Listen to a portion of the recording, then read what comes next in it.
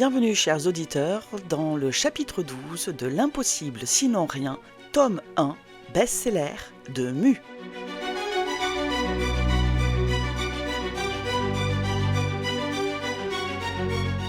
Réfléchissez moins, cherchez plus. Ça, pour chercher, je cherche.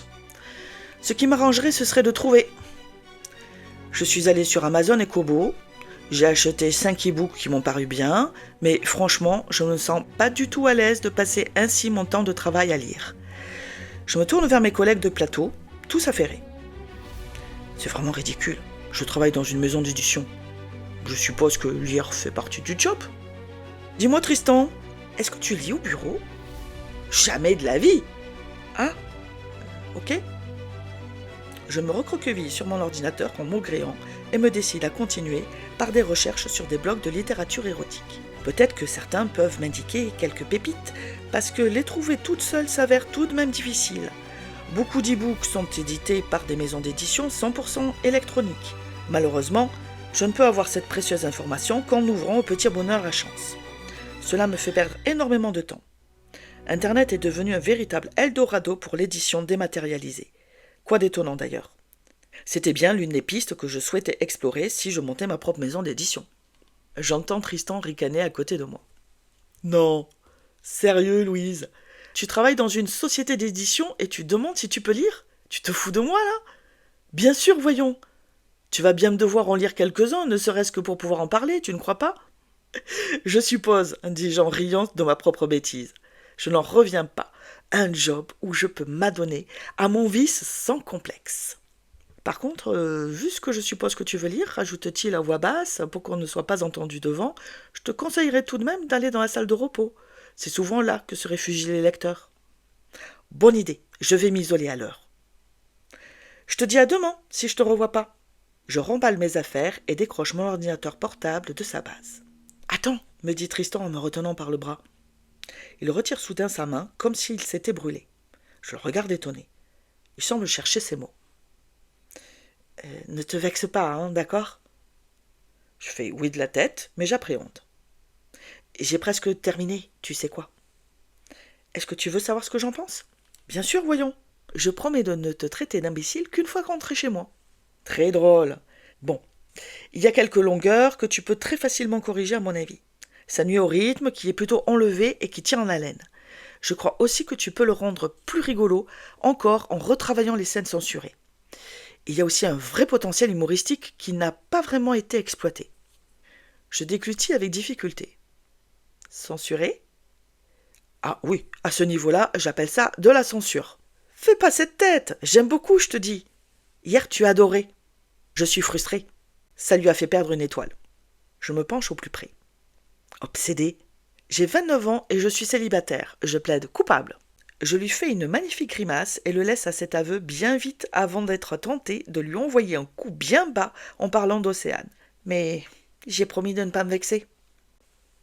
J'investis l'un des canapés de la salle de repos et entame courageusement ma lecture. J'arrête mon examen du premier à 50 pages lues en diagonale. Ce sera mon premier critère. Si rien ne m'accroche et ne me force à rentrer vraiment dans le roman, je classe sans suite. Je passe au second, dont l'héroïne retient mon attention. Je décroche au moment où le bellâtre qui l'a fait fondre au premier regard sort dès la première nuit, menottes et cravache, sans qu'elle trouve à y redire. Pas très réaliste selon moi. Les gens rentrent et sortent sans que je les remarque. Je suis plongée jusqu'au cou dans ma lecture avec le troisième, qui se révèle être une romance actuelle et éternelle, avec une rencontre, des malentendus divers et variés, des « je te quitte » qui ne résistent pas de pages, et des retours d'affection enflammés. Mais au bout de 100 pages, toujours pas de sextoride, ni de ponctuation d'ailleurs. Je ne parle même pas des fautes d'orthographe et de grammaire qui me laissent parfois songeuse. J'arrête la lecture et décide de le classer dans les « à approfondir », ne serait-ce que pour connaître la fin de l'histoire. Ce qui est déjà en soi un excellent gage de potentiel, car malgré les imperfections du texte, j'ai vraiment envie de savoir. Je passe ensuite à Wattpad, où j'ai repéré une petite pépite qui attire ma curiosité. Je veux savoir si l'auteur a publié un nouveau chapitre. Rien pour aujourd'hui. Je suis ravie de constater à quel point je suis frustrée et déçue. Un très bon signe. Je regarde l'heure et me rends soudain compte qu'il est 20 heures passées. Je bondis sur mes pieds et quitte la salle de repos. Éclairé par l'écran de l'ordinateur, je ne me suis même pas aperçu de la pénombre qui inondait petit à petit les locaux. Mais les bureaux ne sont pas plongés dans le noir. Les lampadaires de la rue éclairent un peu, ainsi qu'un grand trait de lumière venant en ligne droite du bureau du patron. Je replace mon ordinateur sur sa station et lève le nez vers la lumière qui éclaire son bureau. Je repense à ce que m'a dit Tristan ce matin. Finalement, je ne connais pas grand-chose de cet homme, mis à part que c'est un maître chanteur avec ce qui me semble être un grand cœur. Je n'ai aucun doute sur le fait qu'il tiendra sa promesse si je réussis mon challenge. Il la tiendra aussi si j'échoue. C'est un homme qui demande tout, qui ne s'embarrasse d'aucun faux-semblant. Je sais, par les recherches que j'ai faites avant de venir à mon entretien, qu'il est marié depuis 15 ans et qu'il a 2 filles. Je le plains. J'ai assisté à la lente désagrégation de mon propre couple. Je sais le désarroi, le sentiment d'échec, les colères destructives, l'envie de vengeance que les ruptures engendrent. Et je n'avais pas d'enfant. J'en voulais, bien sûr. Mais maintenant, je suis heureuse qu'il n'y en ait pas eu. Je vois son ombre faire des va-et-vient dans son bureau. À quoi pense-t-il? A-t-il peur de l'avenir? Moi, j'avais peur. J'étais terrifiée à l'idée d'envisager mon avenir sans Olivier. Prendre la décision de partir a été l'acte le plus terrible de ma vie. Mais mon cas était différent. Je n'avais rien créé avec Olivier. On s'était plutôt enlisé dans notre relation sans parvenir à la réinventer au bon moment. À défaut, elle était déjà moribonde quand les événements se sont précipités. Mais pour lui, c'est toute sa vie qui est sur le point de basculer. Je le vois s'arrêter au beau milieu de son bureau et décide de partir avant de me faire remarquer. Je n'ai pas envie de parler ce soir. J'ai envie de rentrer et de me mettre sous la couette pour lire les 2 autres e-books que j'ai sélectionnés aujourd'hui. Je sors et m'arc-boute pour affronter le vent frais et humide qui règne ce soir. Vivement ma couette. Je décide finalement de m'acheter une brique de soupe avant de rentrer à la maison. Il est presque 21h et l'arabe qui tient la boutique s'apprête à fermer. Il me laisse tout de même trouver mon bonheur et me souhaite une bonne nuit. Je ne sais pas pourquoi, mais tout à coup, ce « bonne nuit » me donne presque envie de pleurer. Ça fait longtemps que personne ne m'a souhaité une bonne nuit. Le téléphone se met soudain à sonner. Je grimace et hésite à le laisser passer sur messagerie. Je me sens chafouine. Pas envie de parler. Pas envie de faire d'efforts. Mais l'automatisme est plus fort et je sors l'appareil de mon sac. Merde, Olivier. Qu'est-ce qu'il veut encore? Je passe instantanément du mode semi-dépressif à agressif. Je décroche, tant pis pour lui. Salut. C'est le maximum que je peux faire pour maîtriser mes élans offensifs. Bonsoir Louise, c'est Olivier. Je sais que c'est toi. Je ne t'ai pas supprimé de mon répertoire, bien que j'aie fortement hésité hier. Je l'entends sourire de l'autre côté de la ligne. Je te remercie de ne pas avoir cédé à la tentation. J'ai trouvé une petite pile de lettres. Je te les ai postées aujourd'hui. Je suis désolée. Il y en avait effectivement une des impôts. Je serai plus rigoureux désormais. Tu n'auras pas à l'être trop longtemps. J'ai fait un changement d'adresse postale sur Internet. Tu n'avais pas besoin de... Merde, je suis désolée. Je lève les yeux au ciel, mais je me radoucis. Excuse acceptée. N'en parlons plus. D'accord. Merci. Un silence gêné suit. Je ne sais pas quoi lui dire. Il est tard. Je rentre chez moi. Je me fais réchauffer une bonne petite soupe et je pars au lit. Je suis vannée. Tu n'es pas rentré chez toi à cette heure-ci? J'ai lu jusque tard et je n'ai pas vu l'heure passer. Ne va pas croire que ce sont des négriers. Lire n'a jamais été un effort pour toi. Ça te plaît? Beaucoup. J'ai pu discuter avec un des directeurs de collection aujourd'hui. Une pointure de l'édition. C'était super. On a aussi beaucoup de travail. Génial. Alors, tu t'éclates? On peut dire ça. C'est bien. Je suis content pour toi. Olivier n'est pas vraiment du genre à chercher ses mots d'habitude. Il doit être vraiment dans ses petits souliers. Tu vas t'en sortir pour l'argent? Je me mords les lèvres. Ce n'est pas à toi que je vais dire que je suis en galère, Olivier. Surtout pas à toi. D'ailleurs, je ne le suis pas. Du moins, pas encore. Oui, bien sûr. J'ai fait un virement à temps. Ok, super. Je voulais juste que tu saches que si tu as besoin d'un peu d'argent, je pourrais, t'aider. Je manque de m'étouffer. Olivier a sorti les oursins logés dans ses poches. Incroyable.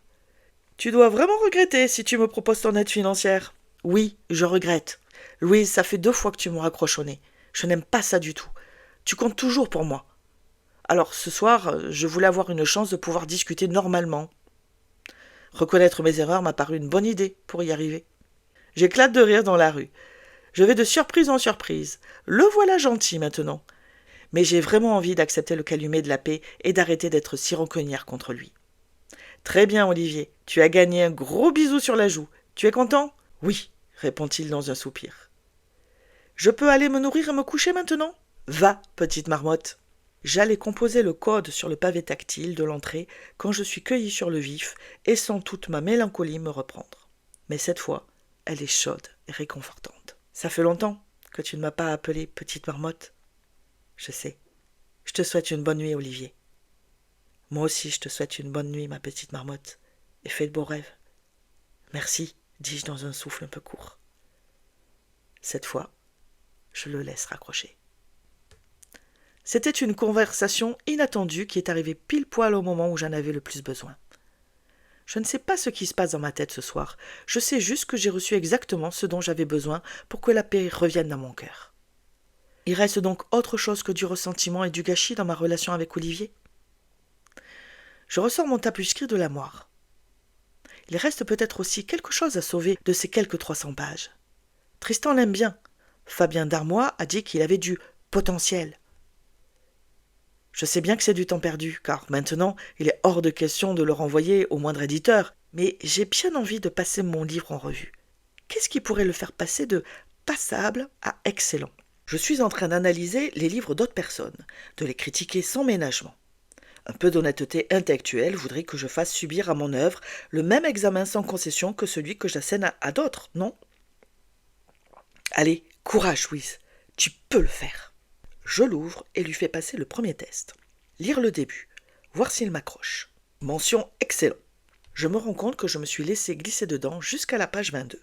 Fier de moi, je me remets à ma lecture et m'aperçois avec délectation que je m'étonne moi-même.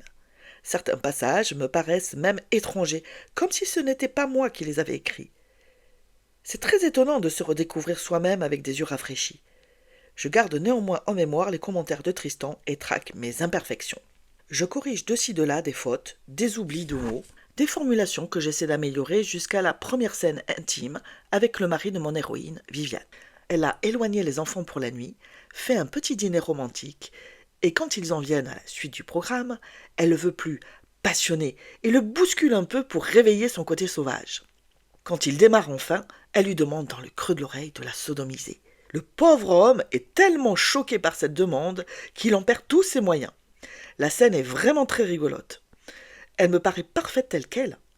Je ne vois pas en quoi rajouter des propos et des gestes plus explicites améliorerait l'histoire. Je passe directement à l'occasion suivante de s'envoyer en l'air. Viviane est frustrée. Son mari la délaisse au profit de son travail. La quarantaine passée, elle doute d'elle-même. Elle finit par penser que son mari ne la désire plus et décide de faire des photos de charme avec un photographe professionnel sur qui elle a flashé lors de son vernissage.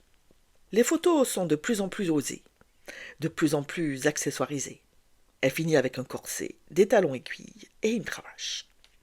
La séance devient tellement chaude que le photographe se met à bonder, ce qui se voit.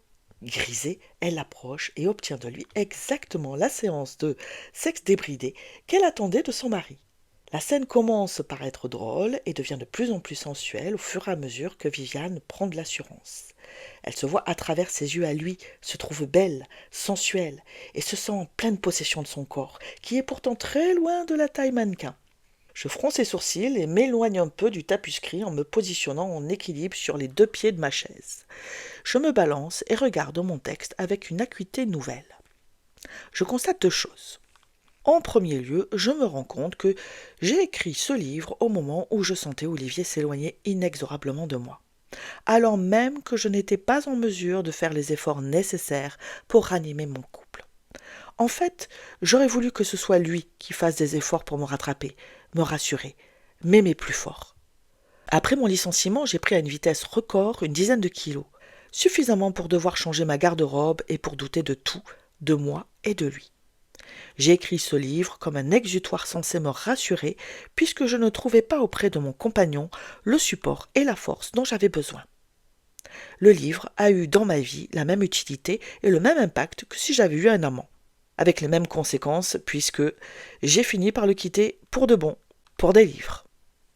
Cette étrange réflexion me fait voir sous un nouveau jour l'infidélité d'Olivier. Éternel questionnement sur qui de la poule ou de l'œuf a été le premier. Quoi qu'il en soit, je me sens moins en colère. Sans doute la conversation de tout à l'heure y est-elle pour beaucoup. La deuxième chose que je remarque, c'est que Tristan n'a pas tout à fait tort. Cette scène pourrait facilement donner lieu à quelque chose de plus osé. Pour autant, je le trouve assez sévère avec son terme de censure. J'ai fait le choix conscient de parler d'un sujet très tendancieux, une femme, comme tout le monde, qui tombe peu à peu dans le cinéma pornographique et y prend un réel plaisir. La limite est difficile à tracer entre sensualité et pornographie. Entre les deux se situe l'érotisme. Plusieurs fois, je positionne mes mains sur le clavier et tente des débuts que j'efface aussitôt. Je tente de remanier 10 fois la scène et finis par m'énerver franchement.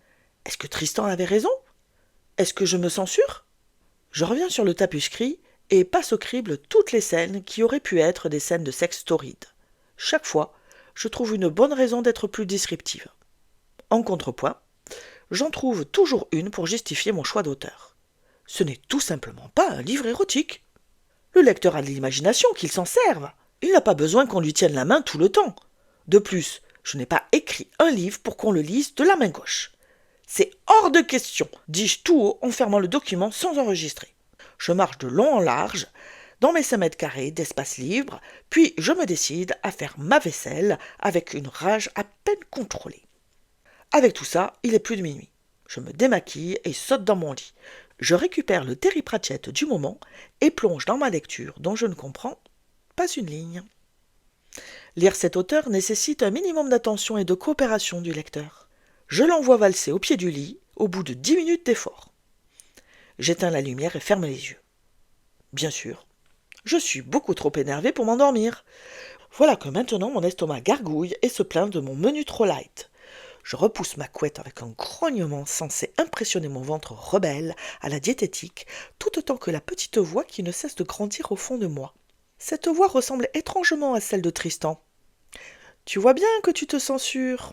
En fait, tu es incapable d'écrire une telle scène. » Cette fois, c'en est trop.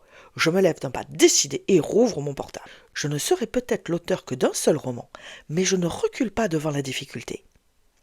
Écrire a été pour moi autant une merveilleuse libération que parfois un accouchement douloureux. Il m'est arrivé de rester des jours et des semaines à marauder autour d'une scène qui ne voulait pas venir. Mais je n'ai jamais jeté le gant. Je ne vais pas commencer aujourd'hui. Je fais craquer mes doigts, ouvre un nouveau document et attends. Elisabeth George appelle ça la colle à cul. C'est une guerre des nerfs. Rester assise le temps que ça vienne. Que l'histoire arrive à moi. Stephen King pense qu'il n'invente rien, que les histoires s'imposent à lui. Moi, je ne sais pas. Des histoires, je peux en avoir au kilomètre. Les faire vivre est par contre un autre enjeu. Il m'a fallu presque 20 ans pour sauter le pas et en sculpter une pour qu'elle existe aux yeux de peu de monde en fait. Juste moi, Olivier, et quelques éditeurs qui n'ont fait que le parcourir en diagonale. Jusqu'à Tristan, bien sûr. Je choisis sur mon ordinateur une musique de muse et j'attends que la musique me quitte. En m'isolant du monde, elle me sert souvent d'autoroute pour rentrer dans mon histoire. Ça va venir. Ça va venir.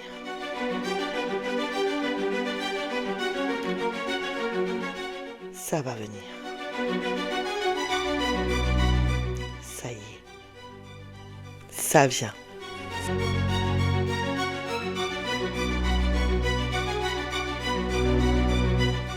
Chers auditeurs, j'espère que vous avez apprécié d'écouter le chapitre 12 de L'Impossible sinon rien, tome 1 best-seller.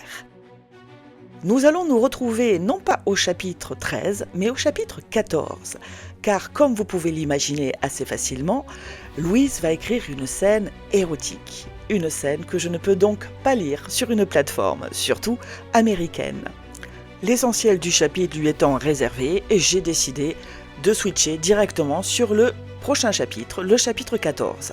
Mais bien sûr, si le suspense est trop grand, n'hésitez pas à aller sur le site de Amazon pour acheter la version e-book ou la version papier de L'Impossible sinon rien, best-seller de Mu.